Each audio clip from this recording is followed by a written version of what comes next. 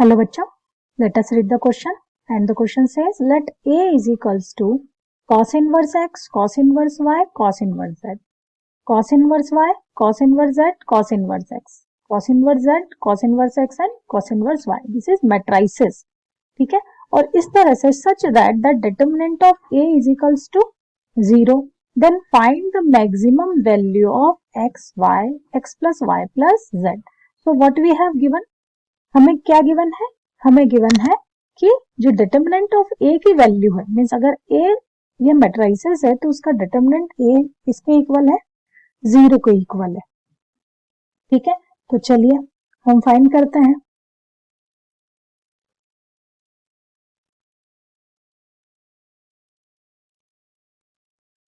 ठीक है, हमारा हर फंक्शन कॉस इनवर्स का फंक्शन है.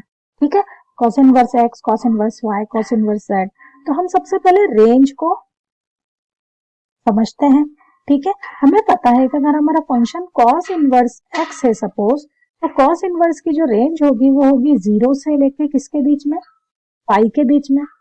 करेक्ट है, तो 0 से पाई. अब बात करें कॉस 0 की वैल्यू होती है 1. अगर कॉस इनवर्स एक्स है तो एक्स कहां से कहां तक जाएगा, एक्स जाएगा हमारा -1 है ना, से कहां तक,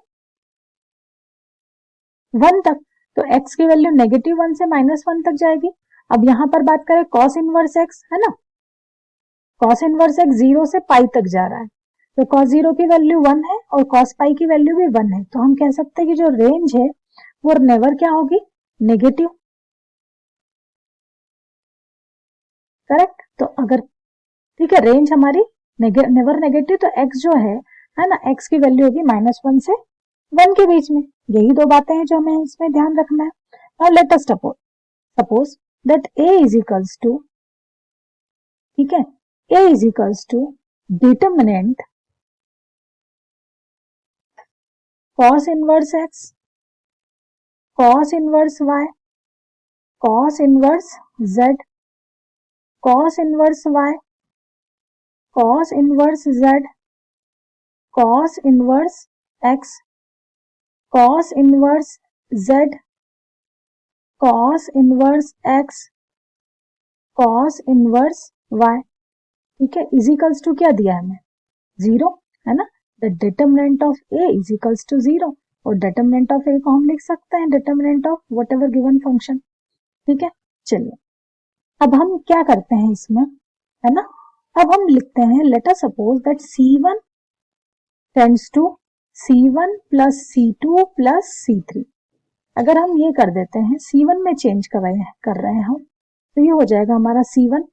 ठीक है, तो C1 में cos inverse x plus cos inverse y plus cos inverse z, cos inverse y plus cos inverse z plus cos inverse x. Third element हो जाएगा फर्स्ट कॉलम का cos inverse z plus cos inverse x plus cos inverse y. ये हो जाएगा हमारा cos inverse y, cos inverse z, cos inverse x. Third column हो जाएगा cos inverse z, cos inverse z, cos inverse x, cos inverse y.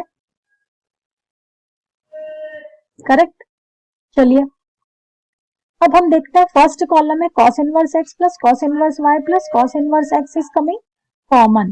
ठीक है, so first column से हम बाहर ले लेते हैं cos inverse x plus cos inverse y plus cos inverse z. तो डिटर्मिनेंट के अंदर बचेगा हमारा 1 1 1 cos inverse y, cos inverse z, cos inverse x. यहाँ हो जाएगा cos inverse z, cos inverse x, cos inverse y.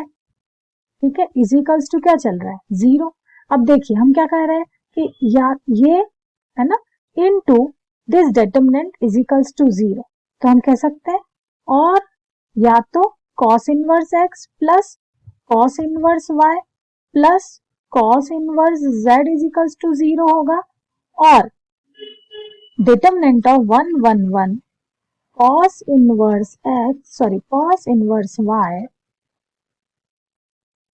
cos inverse y cos inverse z cos inverse x cos inverse z cos inverse x cos inverse y की value 0 होगी, या तो ये 0 होगा first part या उसका सेकंड पार्ट। चलिए first part को देखते हैं। तो फर्स्ट पार्ट क्या कह रहा है हमारा कि cos inverse x cos inverse y cos inverse z का सम क्या होना चाहिए, 0। तो इसका मतलब है कि इंडिविजुअली हम ये कह सकते हैं कि cos इनवर्स x भी 0 होना चाहिए या cos इनवर्स y भी 0 होना चाहिए, तभी cos इनवर्स z भी 0 होना चाहिए। क्यों? क्योंकि सम ऑफ 3 नंबर 0 कब होगा, जब इंडिविजुअल है ना, individual number will also be 0। अब सपोज करते हैं कि let us cos inverse x को हमने 0 सपोज किया, करेक्ट। अगर cos inverse x is equals to 0 तो x is equals to cos 0 और cos 0 की वैल्यू हो जाती है हमारी 1। तो यहां से आ गया x is equals to 1। Similarly जब हम cos इनवर्स y को 0 के इक्वल रखेंगे तो वो हमें देगा y is equals to 1। Similarly जब हम कहेंगे cos inverse z is equals to 0 तो हम कहेंगे z इज इक्वल्स टू 1।